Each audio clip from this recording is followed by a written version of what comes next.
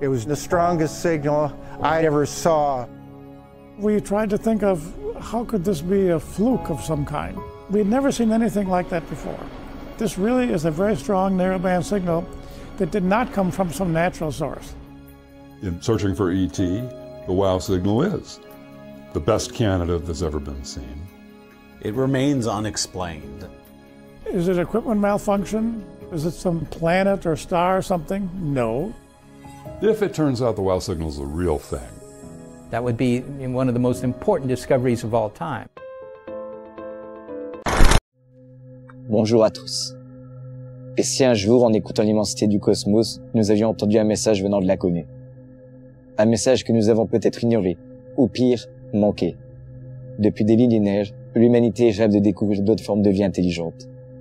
Mais malgré toutes nos recherches, tout ce que nous avons obtenu, c'est un silence de plomb. Enfin, ou presque. En 1977, ce silence a été brisé brièvement par un signal qui a fait frissonner les scientifiques et suscité l'imagination des passionnés de l'espace. Ce signal, surnommé WOW, est aujourd'hui encore une énigme non résolue.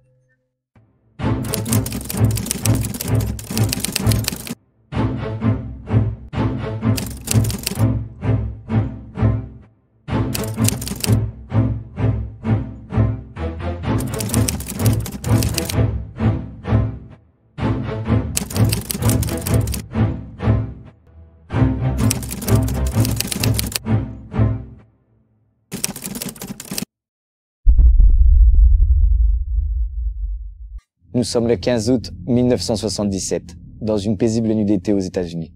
Sur le campus de l'Université d'État de l'Ohio, un immense télescope est en fonctionnement, scrutant les profondeurs insondables de l'espace. Ce télescope, appelé Big Ear, est l'un des instruments utilisés par le projet SETI. Le but, capter des signaux de radio qui pourraient provenir de civilisations extraterrestres avancées. Une tâche colossale, un peu comme chercher une aiguille dans une botte de foin galactique. Jerry R. Heeman, un astronome passionné et membre du projet SETI, est en charge de l'analyse des données ce soir-là. La tâche est fastidieuse. Les radiosignaux captés par Big Ear sont filtrés, analysés et enregistrés sur des feuilles de calcul que Jerry inspecte minutieusement. C'est alors qu'un chiffre attire son attention, puis un autre, et encore un autre. Là, il s'arrête net. Ce qu'il voit n'a rien d'ordinaire. Un pic massif d'intensité, un signal radio venant de l'espace. Jerry entoure immédiatement ses chiffres sur la feuille et sans vraiment y réfléchir, lui téléphone à côté le mot « Wow ». Ce simple mot, écrit dans l'euphorie du moment, allait devenir synonyme d'un mystère cosmique qui hante encore aujourd'hui la communauté scientifique. Alors, qu'est-ce qui rend ce signal si unique? Pour comprendre l'impact de cette découverte, il faut plonger dans les détails techniques du signal WOW. Le radiotélescope Big Ear capte des ondes radio émises dans l'espace. La plupart du temps, ces signaux sont faibles, aléatoires, souvent le fruit de processus naturels comme des explosions d'étoiles ou des émissions de galaxies lointaines.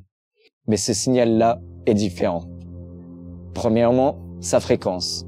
Le signal a été capté à 1420 MHz, une fréquence très particulière.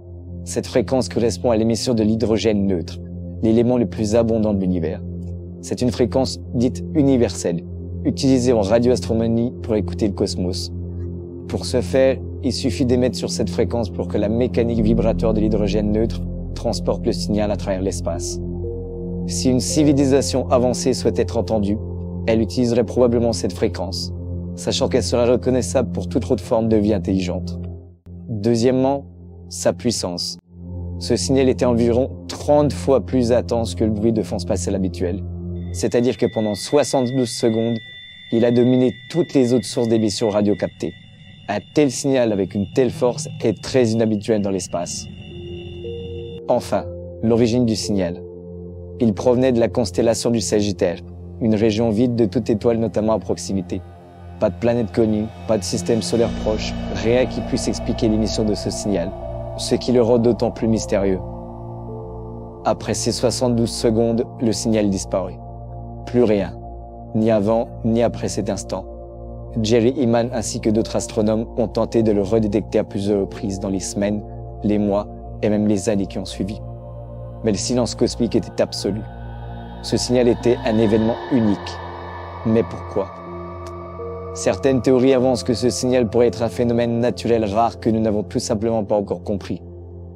Peut-être une explosion stellaire, ou un autre événement cosmique encore non identifié. Mais aucun des phénomènes connus aujourd'hui ne semble correspondre à l'intensité et à la fréquence du signal WOW. D'autres pensent qu'il pourrait s'agir d'une interférence humaine, peut-être une émission provenant d'un satellite ou d'une autre technologie terrestre qui aurait interféré avec les instruments de Big Ear. Mais là encore, cette hypothèse est fragile.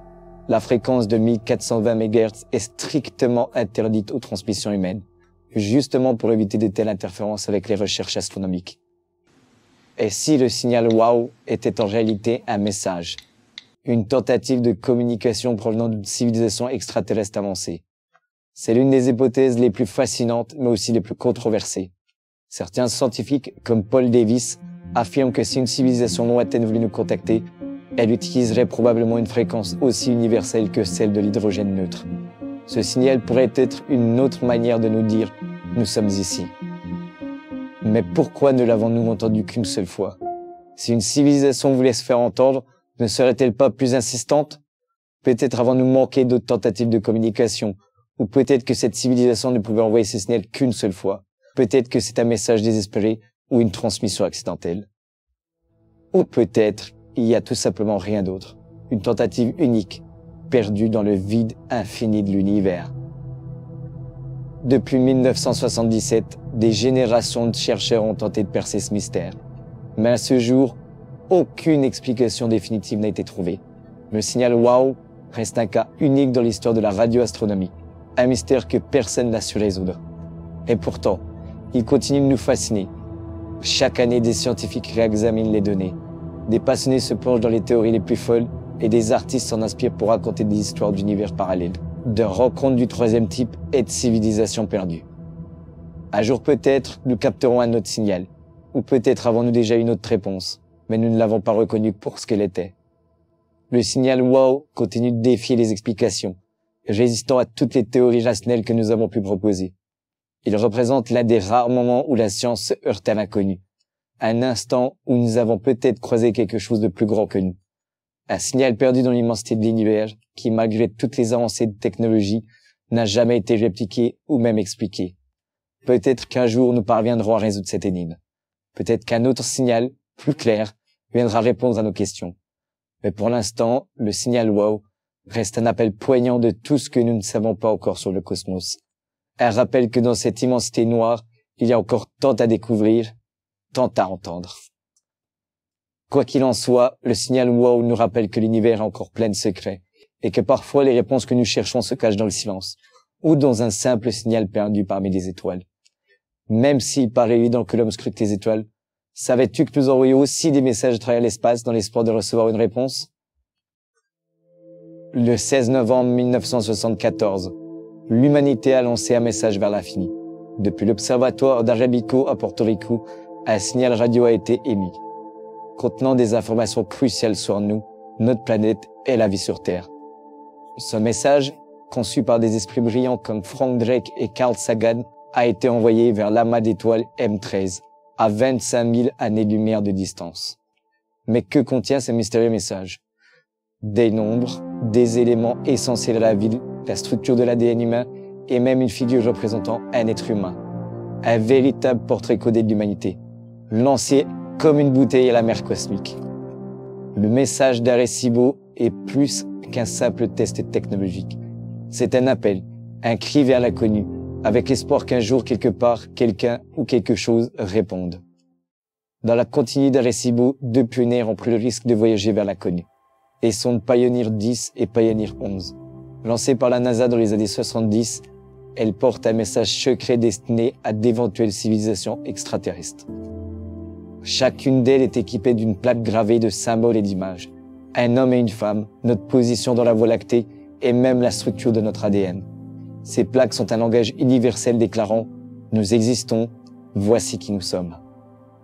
Pioneer 10 se dirige vers l'étoile d'Aldébaran, à 68 années-lumière, tandis que Pioneer 11 vise Lambda du Centaure, à 4,4 années-lumière. En 1977, la NASA a lancé une nouvelle mission sans précédent, à bord des sondes Voyager 1 et Voyager 2. Un message a été envoyé vers l'infini, le Golden Record.